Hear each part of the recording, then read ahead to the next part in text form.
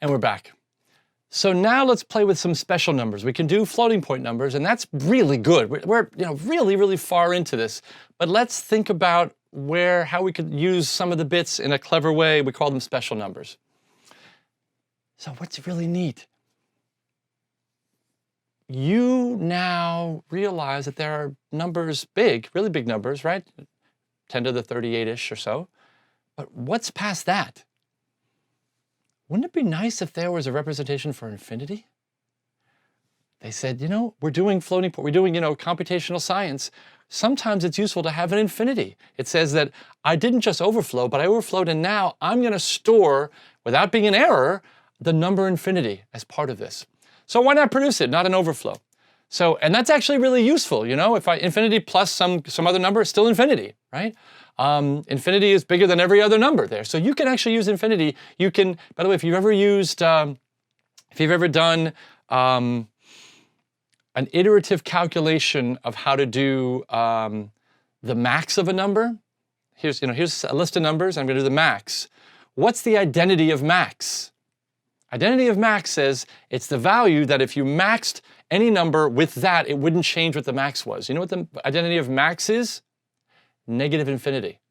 Whatever number you have in your space, if you max it with negative infinity, the number stays the same. So if you're using a max and you say, well, let's default to the first element of max is, how do you initialize max? Temporary. You make some things and you're accumulating, you're going to go through a list and you say, what do I initialize max to? My max, the max. What do you initialize it to? Well, you can initialize it to the first element. That's reasonable. You could also initialize it to minus infinity. And then as you hit the first element, you say, well, okay, my max is the max of my max, the old version, the old number, and the first element, the ith element I'm looking at. Well, this will always be bigger than minus infinity. Bloop, it works. So rather than initialize it to the first element, initialize it to negative infinity, which means it helps to have negative infinity in your representation. Pretty cool. So we can store that. Here's how it's going to do. We're going to represent the most positive exponent. And by the way, here's a cool thing. If you look at the binary bits, you're counting up. It actually counts up in a really beautiful way. We'll talk about how to interpret this. And then one more from the biggest number is infinity. It's this beautiful idea. So it's most positive exponent, biggest exponent, all ones, 8 bits of all ones. Significand is all zeros though, okay? Because the biggest up to that was all ones minus 1. So it was 254 in unsigned. And so that was the biggest 8 bits, 7 bits of 1, 1 bit of 0. That was the biggest so far. All ones in your significand.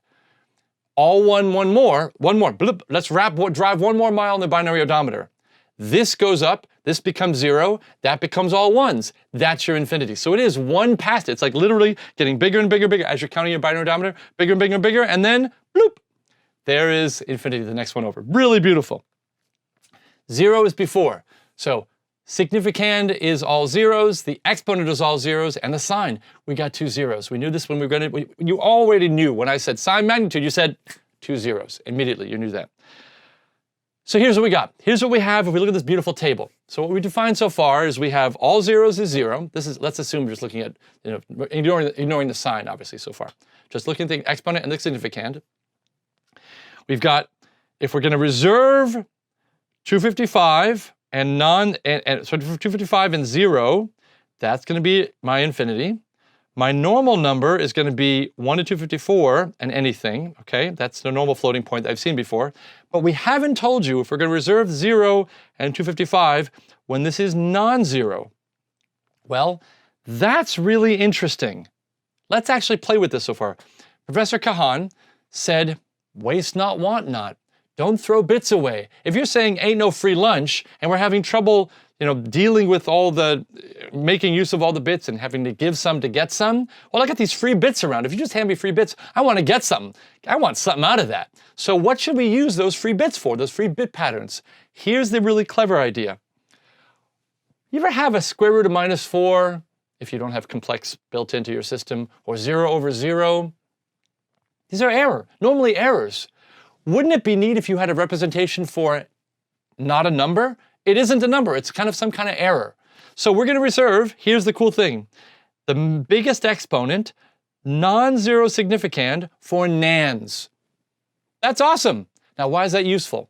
Because here's the cool thing. They contaminate.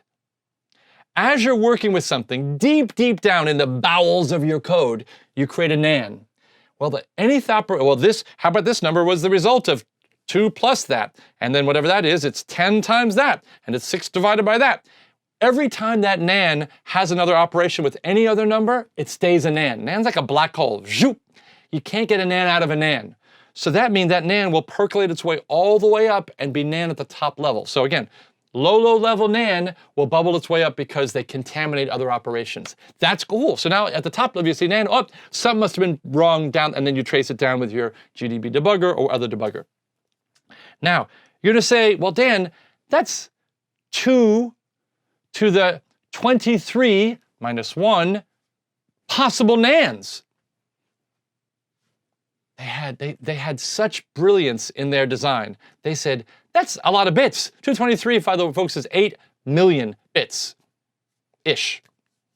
They said, well, not only could you have a special code, remember, you could do anything with bits, right? So you could almost think about those bits as, if there were some agreement, the particular hardware could have some set of bits say what kind of error it was. Well, this was a square root of a negative number. This was a 0 over 0. This was some hyperbolic thing. Whatever errors might get caused by whatever mathematical operations you want to do, you'd have those errors, and you might have a code for that. You also might have, in some of those bits, you could actually have the line number where it happened, or any other debugging information could be so you could make use of those 8 million possible bit patterns to actually encode where things were. If I down deep know that this happened on line number 17, why not return a nan in which this part of my significand was what kind of nan it is, and this number of bits says printf, this was, and you could have some kind of encoding for what line it was, what program it came from, what file it came from. You could encode anything there. So that's really neat and very clever that they used 8 million bits with the potential that people could use that in a clever, standardized way, that you could bubble up in a debugging way what caused the nan, and maybe even how to resolve it. Here's some bits for how to fix it. That's pretty cool. So that's the idea with nans. You remember there also were these bits where the exponent was 0, but the significand was non-zero. And here is the problem, okay? There's a gap. There's a gap around 0. By the way, whatever encoding you ever want, if here's a 0, then you have a next number. The next number should be kind of like equal steps. It should be like a ruler, where the distance between 0 and the first number and the first number and the second number are the same. Right? It should be like that. That's not what happens with floating point. The one I taught you so far, all that you know about floating point so far, shows you this. What's the smallest representative positive number? Okay? Well, it's this. 1 point all zeros, right? 1 point all zeros, okay, smallest number, times 2 to them. What's the number? The exponent was going to be, here's my field. Okay, let's do this together. Boop, boop. Exponent's going to be 1. Remember, that's the smallest one we allowed for. So that 1 minus 127 is 2 to the minus 126. That's my thing, okay? So this is 1 times 2 to the minus 126, okay? So that's a pretty small number. We're pretty happy with that. What's the second smallest number? It should be double that, right? I talked about it before, right? You want a ruler where blink 0, smallest number, next smallest number, right? Equal spaces. So the next one should be 2 times 2 to the minus 126, or you'd want to have 2 to the minus 125 is the next biggest one, right? That's what you want, okay? Double minus 126 is 2 to the minus 125. That should be the next biggest number. If that's like that, then we're fine. Then we're equal spacing. Nope. Here's how this works. The next smallest number is the least number, 1 in significand, goes bloop and turns on. Well, that's 1 plus, there's my implicit 1. This is 2 to the minus 123. I told you that before. 2 to the minus 123. Well, times 2 to the minus 126. Same thing, because my exponent didn't change. So this is the next. So 0 is the smallest number. 1 is the next smallest number. Okay, with that 1 down there. Well, that's the 2 to the minus 123. This is, if you distribute this across, this becomes 2 to the minus 126, which is here. Remember I wanted the second now to be double that, so it's equal spacing? It's not. The next number is this really small number next to it. And you're kind of counting by 2 to the minus 149s. If you think about it, you're counting by 2 to the minus 23 times 2 to the minus 126. So you're counting by 2 to the minus 149s. So all of these guys, all the separations of all the numbers are 2 to the minus 149 away from each other. But the smallest number is 2 to the minus 126. So there's this massive gap. 8 million times gap. It's like an 8 million chasm before you start counting by a small thing, right? 8 million is 2 to the minus 2 to the 23 is 8 million things. So this gap is roughly 8 million times bigger than these gaps. Can you see that? We don't like that. That's crazy. And who am I to blame? I'm blaming normalization. It's this implicit 1 that's the issue. That's the problem. Well, we don't like this gap. What could we do? Boy, I wish we had some bits we've stored. Hey, Joe, do you have any bits left around? Professor Kahan, do you have bits left around? I certainly do have some bits left around. Can I borrow those bits? Yeah, sure, take some bits. What are you gonna use them? What are you gonna use them for? I want to fill in that gap. Wouldn't it be good if I did the bits so that I use all the bits in here? Now, it'll all be even. Oh, wouldn't that be amazing? That's exactly what we do. These are called denorms. The solution is the normalization was bad. Well, how do you undo a normalization? You denormalize it. So that's the idea. We don't have an implicit leading 1. I have a leading 0, and the implicit exponent is minus 126. So now what's my smallest guy? My smallest guy, okay, is 0, all 0. Here's my 4 lines, okay, my 3 lines. All zeros is 0, that's that guy. What's the next one? This is still 0, that's a 1, okay?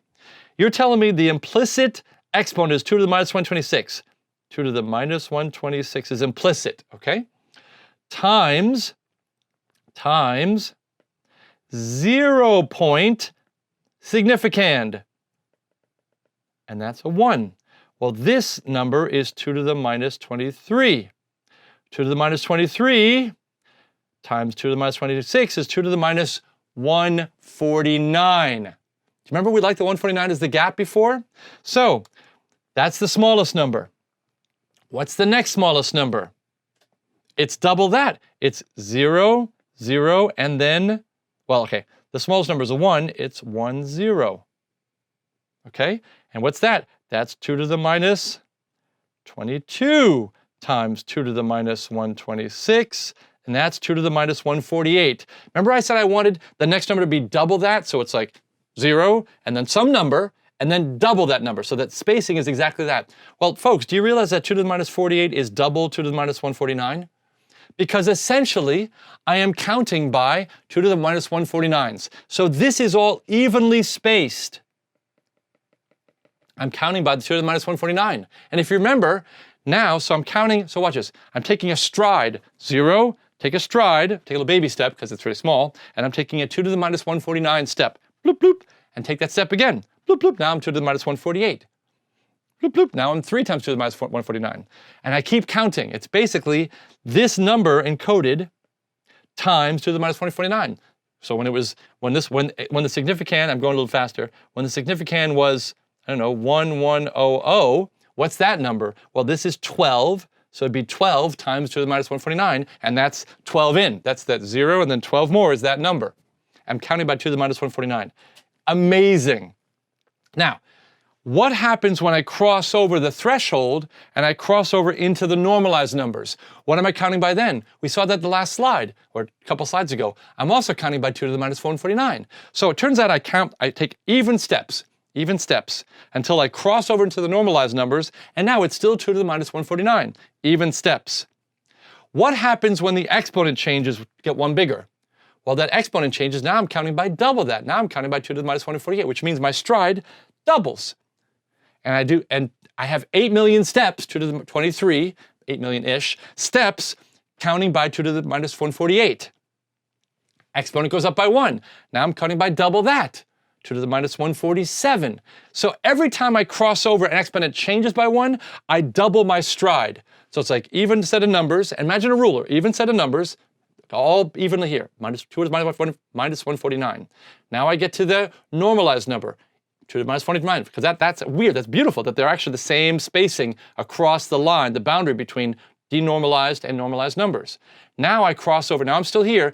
Now every time I cross an exponent, I double my stride. So I'm kind of doubling the spacing in my ruler. I go brrrr, and now it's double size until I hit the next one. Then double it again. And every time my exponent increases, I double the size of my stride. And that's how I have a lot of really small numbers, and I can get to the big numbers as well. If I kept going by the small count, I would never get to a big number, because I'd be counted by 2 to the minus 49. But every time my exponent changes, I double my stride. I double what that significand incrementing by 1 changes the step count. So I'm stepping by double every time I cross to a new exponent.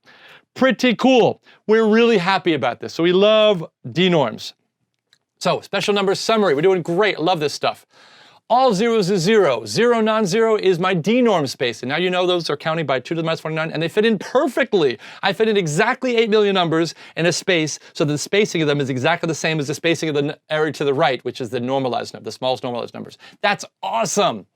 My normalized numbers you saw, exponent goes from 1 to 254 in the unsigned space, and that goes, there's 8 million here. Then the next 8 million are double spaced, and the next 8 million are double spaced. Keep doing that. That's that space. Until I get to the biggest one, I'm striding by a huge amount, a big giraffe step. Bloop, bloop.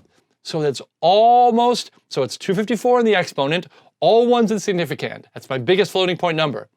One more, ready? One more is infinity. Isn't that crazy? I love that. And now, what's one more past infinity? Nan. Oh, there's a sea of nans, because once my significand gets non-zero, now I'm in my sea of nans. And I'm just a big, huge sea of nans. That's it. That's cool. That's the basics of the special numbers. Now, before I leave, I want to show you this amazing demo. This is an amazing demo. This is a simulation of the IEEE 754 converter. And I can look at this, and I can set the bits, and watch what happens. All the bits are 0. It's 0. What's the smallest number? Let's now count up in our binary odometer. What's the next smallest number? It's the smallest denormed number. That 1 is the smallest denormed number. That's it. That's 2 to the minus 149. 2 to the next smallest is that. That's 2 to the minus 148, or 2 times 2 to the minus 149. That's 3 times 2 to the minus 149. Isn't this amazing? Still denorms, okay? Until, let's do this one. Let's clear it. Let's clear it. Let's clear it here. Until I get to this number, if I go minus 1, bloop, that is the biggest denorm. That's it. That's the biggest denorm. Look, it even says it. Biggest denorm, okay? And I'm representing 1.1 times 10 to the minus 38. But that's, that's just some number that doesn't really connect. Now, watch this. This is exactly 2 to the minus 149 away from the next number, which is, that's the smallest normalized number. That's 1 point, let's look at it. It's 2 to the minus 126. You can see the exponent says 2 to the minus 126 times 1.0 times 2 to the minus 126 is 2 to the minus 126, okay? So that's pretty cool. Now we're in normalized space, plus 2 to the minus 1, let's get it right, 49, because I'm still counting by 2 to the 149 every time. That's right. Okay, that was 2 to the minus 126 plus 2 to the minus 149. And this is 2 to the minus 126 minus 2 to the 149, because that's all these things are counting by 2 to the minus 149. That's the spacing. That's the inter-ruler line spacing, okay? So far, this is fun, right? Smallest normalized number right there, boom, okay? Which is 2 to the minus 126. Now, stay with me. This is gonna go, okay, counting by this. I'm counting by 2 to the minus 149 right now. Once this gets to be the next number, let's go here. Okay, the next number, bloop, there, okay? And now go back down by 1. That's the biggest. I was still counting by 2 to the minus 49s, okay? And now I go bloop up, And now I'm counting by 2 to the minus 1. Now I'm counting by 2 to the minus 148. So this number is 2 to the minus 125 plus 2 to the plus, and the next one would be plus 2 to the minus 148. Because this is 2 to the minus 23 times 2 to the minus 25. 125 is 2 to the minus 148. I'm counting by. Get that? Okay. I keep going up. Let's go back here. This keeps going. Bigger, double stride every time I do this until I get to 0. Oh, that was 0. Sorry. Until, I did that wrong. Until I get to all of these. What happens when I'm counting by ones? Where's my 1? Well, what's right here? Here's my float. Watch. I just typed this to be a 1. Can you already figure out what 1 should be? What should 1 be? Like the number 1. Well, this should be 0. And it's 1.0, which that means 0, times something that represents 1. Well, how can I take this set of bits so it represents 1? That should be 0. 2 to the 0 is 1. So there's a minus 127 here. So that means this has to be 127. Ladies and gentlemen, 127 represented here in bits. And what number is it? 1. Because that's 127 minus my thing. This becomes 1.0, no significant, times 2 to the, that unsigned 127 minus my bias, 127 is 2 to the 0. I get 1.0 times 2 to the 0. There's my 1. Now, what am I counting? What's the next number up? Well, if this is 2 to the 0, this is always 2 to the minus 23 times that thing I'm counting by. So the next number bigger than 1 is 1 plus 2 to the minus 23. Okay? That's the next number above 1. How far is 1 from the next number over? It's 2 to the minus 23 away. Stay with me. And now, all the numbers from 1 to 2. How many numbers are there from 1 to 2? It's all these possible bit patterns. 8 million bit patterns between 1 and 2. So what's the next number? Watch this. What's the next number? Let's make this Fs. Make this F88888. Let's make this all Fs. Okay? There. That's the biggest number less than 2. How far is it away from 2? 2 to the minus 20, 2 to the minus 23. We just said that. We're counting by that's the hash marks. What's the next number? 2. And now what am I counting by? 2 to the minus 23 times 2 to the 1, or 2 to the minus 22. So now, the next number from 2. Now what happens? I have 8 million what? Between 2 and 4. It's always between powers of 2. So between 1 and 2, 8 million numbers. 8 million stories. 8 million between 2 and 4. Interesting. 8 million between 4 and 8. Counting up by 2 to the minus 22 there. 8 million between 8 and 16. 8 million between 16 and 32. You kind of get this idea? It's an equally spaced ruler of 8 million slots between every power of 2 and the next power of 2. Isn't that cool? So now you say, well, when is it counting by 1? When is it counting by 1? Can you figure it out? It's when this number times 2 to the minus 23 is 1. So what over here times 2 to the minus 23 is counting by 1? I don't know, 23? What's 23 plus 127? Let's do it. 150. So what's 150? Well, this is 128. 128, we gotta get to 150. What else do I need to do? How about a 32? That's 160. How about, that's right, 32 would have been, what's it, okay? How about 150? 144, I need 6 more. Ladies and gentlemen, go back here, reset this guy. 2 to the 23 times mantissa. Now I'm in 8, what's the number here? Let's do it together. 8,388,608. What's the next number from that? How about 838,8609? Ladies and gentlemen, 838,8609. Next one. 8610. I'm counting by ones now because it's 23 ahead. This is 2 to 23. That's 2 to the minus 23. They cancel. Now I'm counting by ones. What happens? What's the next one? Am I counting by twos? Let's keep going. So let's go up. Let's make this. Let's go back to here. Let's go back to here. One more than that. This is 2 to the 24. Let's go back down. Ready for, ladies and gentlemen? This is 2 to the 23. Oh, biggest one. Counting by ones, right? Now, still counting by ones. 215. 216. Okay? And that number, by the way, if you didn't notice, is 16 meg. What's the next number above that? I claim you're counting by twos. I claim that this single digit is not ones anymore, it's twos, which means this is the first number you cannot do. This is the smallest integer you cannot do. I claim you cannot do 16,777,217 because when I click +1, it's going to say 218. Ladies and gentlemen, 218. So can't do 16,777,217 because I'm counting by twos. Awesome. I love this simulator. So this simulator is amazing, and I encourage you to play with it. Oh, by the way, I didn't finish. Okay? We get really big. This is the biggest number. Let's get the biggest number. Don't look at the thing. Don't look here. I'm gonna get this here. Don't look. There. Okay, now look. That's the biggest possible floating point number we can store. There's my 3.4 times 10 to the 38. That's a really big number.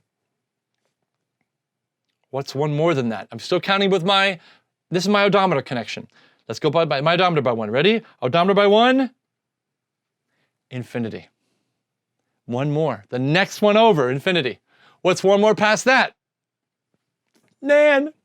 Is that so cool? So, anyway, that's the end of this lecture. I hope you enjoyed the demo. Hope you enjoyed playing with this. Please do play with the simulator. It's really cool for understanding how that works. A lot of big ideas we shared with you now. And now we'll have a reflection of what does that mean for rounding? What does it mean for let's do some examples. Let's have some more fun and try to understand this a bit more. All right? We'll see you the next time.